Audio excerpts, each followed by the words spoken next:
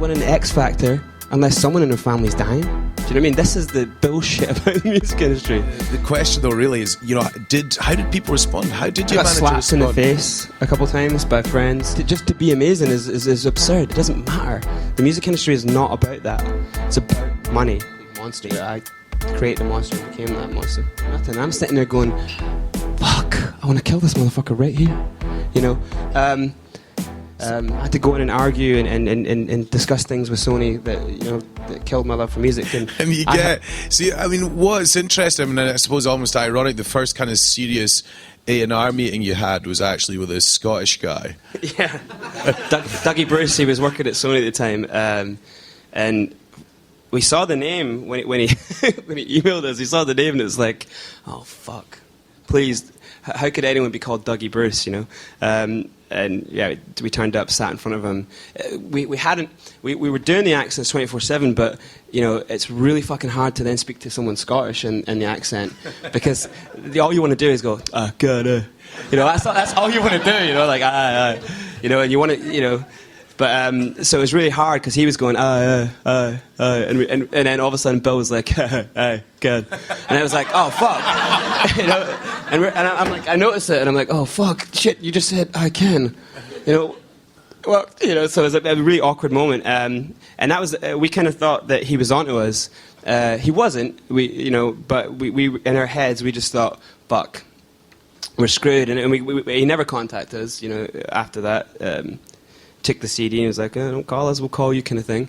And he didn't. And we just knew on the way home on the tube that it can't just be about the clothes or the accent. We've got to be the people. We've got to become American. And becoming American is it's real fucked up because basically it's just everything you do. Just turn that volume right up, you know, and and just be more with your hands, and you know, and just tell people what to do rather than ask for their help, and just demand your way forward, and people they'll just do it, you know. And we recorded, I don't know if it's not in the book, but I mean, we recorded three albums from Sony, and we didn't release any of them, and he kept giving us more money to record records that we never planned to release. We were in the studio all the time. Why? Because we were Americans asking them for money in Britain. That's what it all comes down. There was this scene when the two senior Sony guys actually want to sign you, and they've got you in some studio in London Bridge. And it's Dave Massey. He was one of the big wigs at Sony US, and he couldn't believe that two Americans were in London Bridge trying to get signed to Sony UK. Like, what's the point? Why not just sign you? We'll take you back, and you'll be worldwide stars. You're like 2 times Eminem. Like, everyone's going to love this. Like, why are you here? And we got out of it by saying that he'd come on to us. Because obviously we couldn't think of anything else. But our manager at the time was Jonathan Shalit, and we called, and Jonathan was like, "Fuck, this is amazing! It's like literally the first showcase for a big, you know, head of A&R, and he loves you, wants to take you on a plane right now." And we're just visioning, you know, LAX, like trying to get into the country, you know, like how are we going to get in the country? What visa? You know, where's your passport? Fuck. You know, and we actually spent. There was a couple of days where we spent time trying to get American passports made in wood green off this Russian guy, and it went fucking wrong. It was we ended up getting chased up Wood Green High Street by a Russian guy because we wouldn't pay for him because it was the worst Photoshop job ever. These passports were just ridiculous. So he chased us all over the Wood Green High Street, and when we got home, we made a call and said, "Fuck that Dave Massey guy. He tried to molest one of us." And he tried to grab my cock, Bill said. That was exactly what Bill said. So we didn't do that deal. But the irony is you end up signing as Sony UK. I mean, how did that come about? We basically just created an incredible buzz. We had a plan to, and it's really fucking been hard for me to sit the whole day and listen to things that are being told to artists. None of that shit matters. It really doesn't. Literally, you have to make a fucking big noise in the industry, and you have to make the noise around the right fucking people. So you have to get to the right events. So, and the internet is available. You can find out every single event that's been thrown. You can find out who the promoter of the event is. And once you get the promoter's name, a few other names, you can blag into an event. You just got to be super confident. We turned up and we're Americans and we're just like, yeah, we're on fucking Dave's list, you know. As in the fucking door, you know, kind of thing. If you walk up with that kind of confidence, people, at first, no one really, you know, it was like, oh, 2 American guys, oh, you go, yeah, fucking hell, well, they must be like guests of the evening, you know. So we just walked into so many different big music industry events. We never really, at that point, started pulling great blags that we'll probably get onto. We had fucking confidence, you know, and we just stomped our way into events. And basically, we had 2 systems. We had one system was the Stargram, which is a 5-point. Basically, you get 5 names from every company, and Bill and I would go out to. We made it into a game. Everything became like a game. We had to have fun while we were doing it. So we basically went out every single night to every single music event that was being thrown in every single genre. It didn't matter what event it was. We had to be at it, and we had to leave with 5 names from everyone at the event, and we'd see who could get the most names, the biggest names, you know. So if I'm speaking to one guy, you know, just having fucking hell, should have turned that off. Sorry, Olaf. Right. So yeah, basically, you try to get you just speak to someone, and you just ask questions. You don't. It's not like you're a cop or anything. You just, you're intuitive. The key to being a good liar is being a great fucking listener. And you just listen. A&R people want to fucking tell you everything about their whole fucking day. They want to tell you everything about their lives. So you just listen. They're moaning about the boss. Bam, okay, you've got the guy higher than them. They're moaning about his boss. You've got the name of the guy higher than him. Then you start asking questions like, who's like your PA, or who's your receptionist? You find the stupid little things. So you get the people below them. Before long, you've got a company structure. So the bigger events that you go to, you've now got the names. After about 3 months of this, at every single event, Bill and I had 3 phones. One with the name of pretty much just every single person in the industry.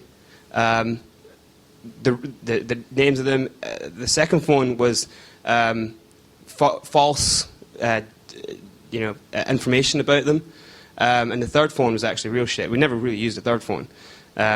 But to go up to any event, like eventually we started blagging into things like the Mobile Awards and the Brit Awards and all these massive ceremonies. If you know anything about the music industry, that's where shit actually happens. Deals are done over drinks and nights out. So anyway, we were at all these events because of the Stargram system. And that's basically how we caused the buzz. We would then go up to someone, right, and say I'm talking with an A&R, and I would start using the stories of all the other people on my phone, and I would start, what about this fucking guy? And he would start telling me the stories of his boss, and then I not only would have the names of people, I would have their personal traits, their kids. We'd have their whole families, So if I ever want to go into a gig, right now I can pretty much still walk into any gig.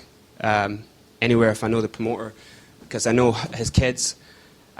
Paul Franklin. I know where he lives. Yeah, I've been Paul Franklin's son for a very long time. Once you kind of know the names of everyone, you know who they are. You can pretty much get into anything. So, at which stage did you get your deal then? I mean, how did that work? We did that. We did all that for like 3 months, and before long. I was in the Crowbar. This is a really cool fucking bar that I had out in central London for a long time. And I'm standing over here, and there's two A&Rs, and they're fucking telling the stories that I've told them about people, like they don't even know. And one of them who I hadn't met starts telling a story about Silibil and Brains, which was us, and how crazy this Brains guy was. And he clearly doesn't know who I am, and I'm standing 3 feet away from him, and he's telling a story about me that I made up, that's just, and those stories that we made up consistently kept going through the industry. We'd done this. We're Eminem's best friend. We beat Eminem in a competition. We in San Diego, and all these just couple of Scots getting drunk with fake accents, just spreading bullshit around the industry to influential people who then continued to spread the bullshit. Before long. We were the biggest, greatest unsigned act in the world, and everyone had to sign it. And there was a bidding war for it. And the funny thing is, one of the companies that put one of the biggest bids in was the company that held the audition and who had laughed at us, and they put one of the biggest bids in for us. And well, we you're turned not them down. tempted just to sign with them just to get one. We had a meeting. We had a meeting with them, and we had to walk in to the office. And one of the girls who was fucking laughing hysterically, was sitting in front. She greeted us and brought us in and sat us down. She's sitting there looking at us, and she couldn't recognise us, you know. And we're just looking down like, oh, fuck. It's gonna click to her any time now. You know, she's like, okay, well, I'm just gonna go get Simon then. She walks out. And I'm like, fuck, that's the head A&R who, you know, had pretty much told us we're rapping proclaimers and we're never going to make it. So we had to then walk through Polydor Records to his office. And you know, we thought, fuck this, okay, she can't remember, she's ditzy. But how the fuck are we going to sit in front of the guy who's stared in our eyes and said that we'll never make it? So all we did was we just did what Silibil and Brains ended up being fucking great at. Is we dropped our trousers and walked through the record company, went in, sat on his desk, scruffed his hair up, scruffed a bit of paper, chucked it at him, and then walked out. We never signed with Polydor. And then the deal was done with Sony. I mean, this is, you know, for me, these are sort of figures that, you know, I think you got offered a 35 grand advance from your management company, and then you hung up because you were hungover or something, and then it got doubled. And yeah. Well, we just said we went to London with £350 between us, and within, you know, a month or two we were being offered 35,000. And I don't know. I don't know what the fuck I was thinking, but I just said, look, Jonathan, I don't get out of bed for anything less than 70 grand. And then, you know, I hung the phone up and Bill smacked me in the face. He's like, we don't have any fucking money. Yeah, we're going to have to go home in the next fucking megabus. So we just sat there looking at the phone after we put it back together, taping the phone back together. And he called back and he's like, okay, fine, you know, 70 grand. So you get 70 grand. How much did you get from Sony?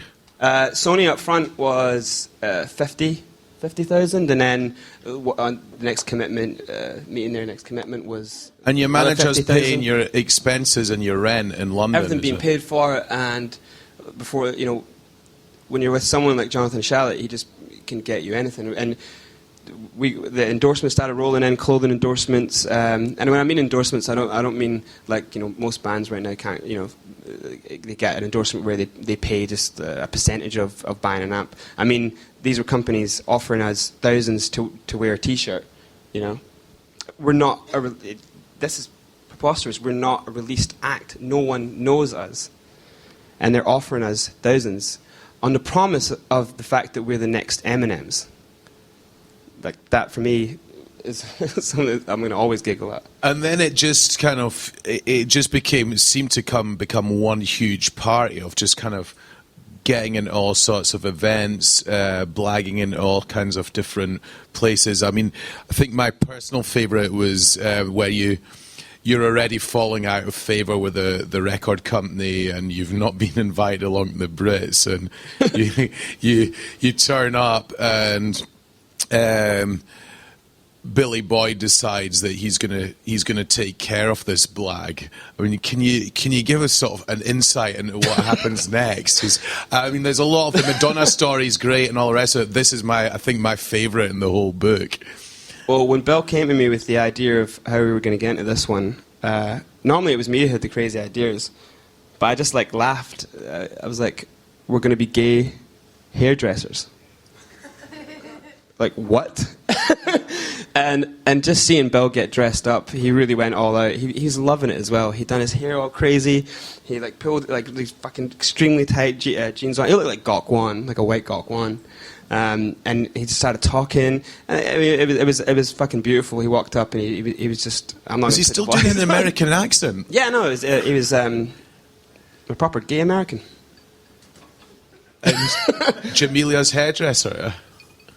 Yeah, I mean, we were kind of we had a bit of a thing, both of us, with Jamelia's manager. I won't say her name because some of you might know her, but we obviously had to connect. If we got any problems, we could just say her name, you know, or she would. We thought if they're going to call someone out, if there's any problems, if they're going to go back to Jamelia, then she might come out, and then that's cool. But they never, because Bill was just so fucking. He was so good at what he was doing, and he was flirting with the guy, and you know, touching his face and stuff. And he's like, "Listen, sweetheart," you know, touching his face. And every time the guy's trying to look down, he's like, "Listen," lifting his face up. You know? It was pure No genius. one's Winning the X Factor unless someone in their family's dying. We were the biggest, greatest unsigned act in the world, and everyone had to sign it. When you're touring with Eminem, and you're hanging out with him at Brixton Academy, playing venues like that. We went on MTV and Dundee. People from Dundee had started to see us, and it caused so many problems across the board. Also, I wonder if we can just take that one little bit out, though. That bit. What, the hook? Take the hook of the song out. Yeah. No, just that little bit. Just take that little bit.